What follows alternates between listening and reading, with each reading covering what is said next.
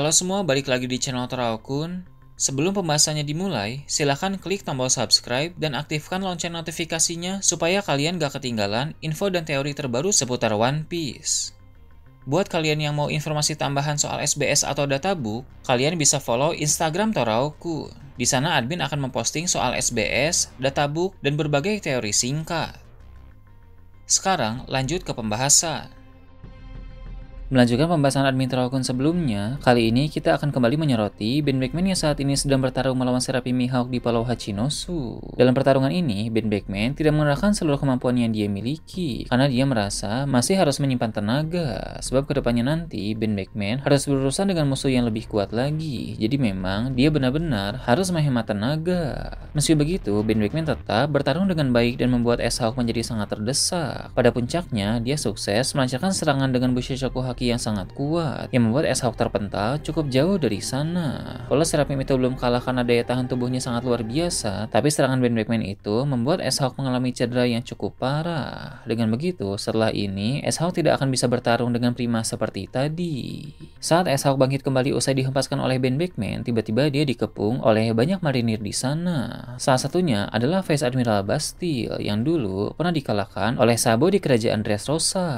Mengapa para marinir mengepung Serapim itu? Sebab seperti yang telah admin Toraokun jelaskan sebelumnya, para Serapim di Pulau Hachinosu telah diambil alih kendalinya oleh Katrina Devon yang bisa berubah menjadi Gorosei Saturn, sehingga Serapim di sana menjadi musuh juga bagi angkatan laut. Para marinir yang mengepung S-Hawk ini pun bertekad untuk melawan dan menghentikannya. Walau kondisi S-Hawk sekarang ini sudah tidak prima lagi setelah pertarungan melawan Ben Beckman tadi, tapi tentu tetap merupakan hal yang sangat sulit bagi para marinir itu untuk bisa menghentikannya. Apalagi kita tahu bahwa Vice Admiral Bastille itu pun kemampuannya terbilang biasa saja. Sementara itu, Kizaru juga disorot. Beberapa waktu yang lalu, dia mencoba menghentikan duel Sans melawan Kurohige, tapi dia merasa tidak mendapat kesempatan bagus. Kizaru pun memilih untuk mundur terlebih dahulu, sambil memantau keadaan dari salah satu bangunan tinggi yang ada di Pulau Hachinosu. Tapi tiba-tiba, beberapa aliansi Kurohige naik ke sana untuk mengincar Kizaru, sehingga kini mereka pun akan bertarung. Dalam pertarungan tersebut, Kizaru bisa sangat santai karena ada perbedaan kekuatan yang sangat signifikan antara mereka di sana. Sebenarnya, sang admiral itu bisa saja mengalahkan para lawannya itu dengan sangat cepat, tapi dia sengaja mengelur waktu terlebih dahulu, sebab Kizaru saat ini bertarung sambil memantau duel Sans melawan Kurohige. Dia mencari momentum kapan waktu yang tepat untuk mengintervensi lagi. Saat Kizaru sedang bertarung dengan santai, tiba-tiba ada seorang bajak laut yang melompat dan menerjang ke arahnya. Tentu Kizaru berhasil menghindari serangan itu. Dia pun melihat bajak laut tersebut dan tahu siapa orang itu. Bajak laut itu adalah salah satu aliansi Kurohige yang telah memiliki nama di dunia baru, yang mana dia punya bounty 650 juta berry. Bajak laut tersebut pun menyeringai seram lalu berkata dia tidak sabar untuk mengalahkan seorang admiral. Di sini Kizaru hanya mengeluarkan perkataan sarkastik dengan bilang bajak laut itu seram sekali. Padahal Kizaru tahu bahwa bajak laut dengan bounty 650 juta berry tersebut bukanlah masalah besar. Hanya saja Kizaru memang perlu lebih sedikit serius dari sebelumnya supaya nanti bisa lebih fokus lagi memantau pertarungan antara Sans melawan Kurohige.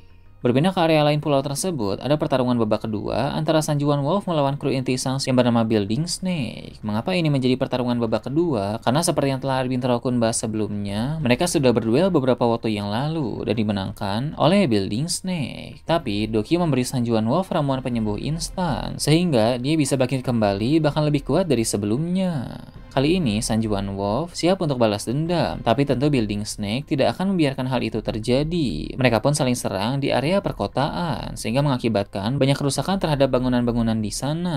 Para bawahan lemah dari semua pihak pun sangat terganggu, bahkan terancam akibat ukuran tubuh Sanjuan Wolf yang sangat besar. Sanjuan Wolf sudah tidak lagi peduli dengan bangunan yang hancur itu, karena dia sangat marah dan hanya ingin mengalahkan Building Snake. Building Snake pun berkata, tak peduli jika Sanjuan Wolf ingin bertarung lagi, tapi hasilnya akan tetap sama saja. Di sini Building Snake memiliki kepercayaan diri yang tinggi bahwa dia akan mampu menang lagi melawan Komandan Titan raksasa itu. Namun, seiring berjalannya waktu dan semakin banyaknya mereka beradu serangan, Building Snake mulai menyadari ada yang berbeda dari Sanjuan Wolf. Serangan-serangan yang dilancarkan kali ini lebih cepat dan lebih kuat dari sebelumnya. Ini pasti adalah efek dari ramuan Dokyo yang membuat Sanjuan Wolf mengalami peningkatan kekuatan yang signifikan. Building Snake pun paham bahwa jika hanya saling adu serangan saja, maka Sanjuan Wolf pasti akan unggul. Jadi Building Snake pun akan menghentikan serangan dan mulai mencari cara yang lebih efektif untuk menumbangkan Sanjuan Wolf yang sekarang. Raksasa seperti Sanjuan Wolf pasti memiliki titik vital, sehingga titik vital itulah yang akan diincar oleh Building Snake. Sementara itu, di area lain, ada Sengoku yang sedang bertarung melawan beberapa aliansi dan bawahan bajak laut Kurohige. Tentu mereka semua bukan tandingan sang mantan Fleet Admiral tersebut, sehingga Sengoku bisa mengalahkan mereka semua dengan mudah. Kemudian Sengoku melihat ada bawahan-bawahan marinir yang tengah membawa beberapa Vice Admiral dalam keadaan membeku. Seperti yang telah admin Terokun bahas sebelumnya, belum lama ini, para Vice Admiral itu menghadapi Kuzan. Dalam pertarungan itu, Kuzan hanya sekedar membekukan mereka dan menyuruh beberapa marinir membawa pergi para Vice Admiral yang telah membeku itu supaya mereka bisa berada di tempat yang aman. Sengoku yang melihat hal tersebut pun langsung mendekat untuk melindungi bawahan-bawahan marinir yang sedang membawa para Vice Admiral tersebut, sebab keadaan saat ini masih sangat kacau, sehingga berbahaya jika ada musuh yang menyerang mereka. Maka Sengoku akan melindungi mereka sampai mereka tiba di salah satu kapal yang relatif aman. Di sini Sengoku menunjukkan kepedulian yang sangat besar terhadap para marinir lain, karena dia mau melindungi mereka padahal dia adalah seorang mantan Fleet Admiral. Sebenarnya Sengoku bisa saja membiarkan para marinir itu membawa para Vice Admiral yang sedang membeku ke tempat aman dengan usaha mereka sendiri, sedangkan Sengoku akan mencari musuh lain untuk dilawan. Tapi Sengoku lebih mengesampingkan egonya dan memilih untuk melindungi mereka terlebih dahulu, baru nanti setelah mereka aman, Sengoku akan mencari musuh lain untuk dilawan. Di tengah perjalanan, benar saja, ada para anak buah Kurohige yang mencoba menghadang mereka, tapi untungnya dengan cepat, Sengoku menumbangkan mereka semua dengan Hoshoku Haki yang sangat kuat, sehingga jalan pun terbuka untuk para marinir lagi. Memang telah dikonfirmasi dalam SBS bahwa Sengoku memiliki Hoshoku Haki, sehingga itu bisa berguna untuk menumbangkan para bawahan Kurohige, tanpa harus Sengoku menyerang mereka secara langsung. Berpindah ke medan perang lain yang jauh dari sana, Pulau Karaibari sebagai markas dari Cross Guild akan ditampilkan kembali. Pertarungan panas masih terus berlanjut, di mana pulau itu semakin ramai dengan kedatangan berbagai organisasi dunia bawah untuk membantu Cross Guild. Salah satunya adalah kelompok yang dipimpin oleh Kaisar Dunia Bawah bernama Dragpeklo, yang mana dia juga membawa armada yang cukup besar. Untuk saat ini, Ryokugyu sedang bertarung melawan Crocodile dan para anggota Cross Guild yang lain. Sebelumnya, dia dan Fujitora sama-sama menghadapi Mihawk, tapi Mihawk melancarkan tebasan eksplosif yang membuat mereka berdua harus melompat untuk menghindar. Fujitora bisa langsung kembali ke tempat Mihawk usai menghindari serangan itu, sedangkan Ryokugyu dihalangi oleh para musuh. Di sana, mudah bagi Ryokugyu untuk melawan para bawahan Cross Guild, tapi dia terlihat sangat kerepotan ketika menghadapi Crocodile, karena Crocodile mempunyai kekuatan pasir yang bisa menyerap cairan dari Ryokugyu. Sebab kemampuan itu membuat Ryokugyu kesulitan untuk menciptakan tumbuhan-tumbuhan dari kekuatan buah iblis hutan yang dia miliki. Bisa dibilang, kekuatan Suna-Sunanomi milik Crocodile adalah musuh alami dari Ryokugyu, karena dia bisa membuat area sekitar menjadi sangat tandus. Namun, saat Admiral itu akan menunjukkan bahwa dia punya pengalaman dan kemampuan yang tidak bisa diremehkan. Walau dalam kondisi di mana kekuatan buah iblisnya sulit digunakan, tapi Ryokugyu bisa bertarung dari jarak dekat, sambil memakai pedang yang selalu dia bawa, dan juga kemampuan haki. Dia pun masih bisa menciptakan tumbuhan tertentu dari tubuhnya sendiri bukan dari tanah, sehingga Ryokugyu bisa mengalirkan haki yang kuat di tumbuhan yang ada pada tubuhnya itu. Jadi, tumbuhan-tumbuhan di tubuh Ryokugyu yang telah dilapisi oleh haki itu pun tidak bisa diserap cairannya oleh Crocodile. Maka, di sini Crocodile juga terlihat cukup kerepotan karena rupanya tidak semua tumbuhan Ryokugyu cairannya bisa dia serap. Ternyata, meski Crocodile adalah musuh alami dari Ryokugyu, tapi rupanya bukan berarti pertarungan itu akan berjalan dengan sangat mudah. Crocodile tetap harus bertarung sekuat tenaga dan juga mengatur strategi untuk menghadapi Ryokugyu, sehingga pertarungan pun akan menjadi semakin sengit ke depannya nanti. Sementara mereka bertarung di area lain, duel Mihawk melawan Fujitora juga terus berlanjut. Mihawk mampu sangat unggul di sini, tapi Fujitora sama sekali tidak gentar dalam pertarungan tersebut. Fujitora mengambil ancang-ancang untuk memakai suatu teknik kuat yang belum pernah dia perlihatkan sebelumnya. Mihawk sebenarnya bisa saja menggagalkan serangan dari Fujitora itu, tapi dia tidak mau melakukan hal tersebut. Malah dia berkata bahwa keadaan sepertinya akan menjadi semakin menarik setelah ini. Dengan kata lain, Mihawk penasaran dan merasa tertantang untuk menghadapi langsung jurus kuat apa sebenarnya yang akan dipakai oleh sang admiral itu. Menurut Mihawk, tidak menarik jika jurus itu dia gagalkan. Jadi Mihawk ingin melihat langsung jurus kuat Fujitora itu untuk kemudian dia tahan dengan pedangnya. Rupanya Mihawk juga adalah sosok petarung yang sangat gila akan tantangan. Dia tidak suka memakai cara mudah dan lebih suka memakai cara sulit karena menurutnya itu akan menjadi lebih seru. Kurang lebih sifat Mihawk ini mirip seperti Zoro. Pantas saja mereka cocok sebagai guru dan murid. Zoro ketika mode iblisnya muncul bisa menjadi sangat mengerikan. Nah di sini Mihawk juga sama. Mihawk yang sedang bertarung melawan Fujitora mulai menunjukkan mode iblisnya sehingga kita akan segera melihat semengerikan apa Mihawk yang sebenarnya.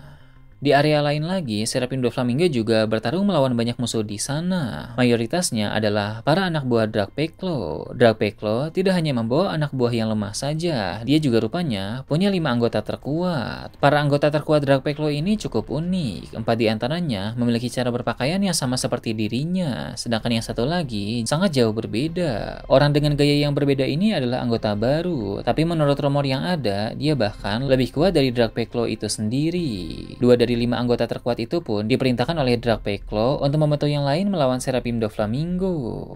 Sementara itu, Dragpeklo tertawa karena merasa terhibur di mana dia bisa menyaksikan karya luar biasa Vegapunk secara langsung. Kemudian setelah itu, dia pun berjalan bersama dengan 3 anggota terkuatnya yang lain. Berpindah ke tempat lain yang jauh dari sana, agen CP0 yang sedang mencari Vivi juga kembali diperlihatkan. Mereka belum menemukan di mana markas Morgans karena sulit untuk mencari kantor yang selalu terbang dengan balon udara itu. Tiba-tiba di tengah perjalanan ada 2 kapal yang menghadang. 2 kapal itu berisi pasukan bayaran dari dunia bawah yang disewa oleh Morgans untuk menghalangi para agen CP0 tersebut. Di sini Morgans benar-benar berusaha keras untuk mempertahankan Vivi. Padahal dia mungkin akan aman saja jika dia menyerahkan Vivi ke pihak pemerintah dunia. Tentu Morgans punya tujuan tertentu. Sebab ini bukanlah pertolongan yang cuma-cuma. Mungkin dia ingin membuat berita besar dengan Vivi sebagai narasumber. Atau ada sesuatu di Alabasta yang Morgans inginkan sehingga dia harus membuat Vivi merasa berhutang budi.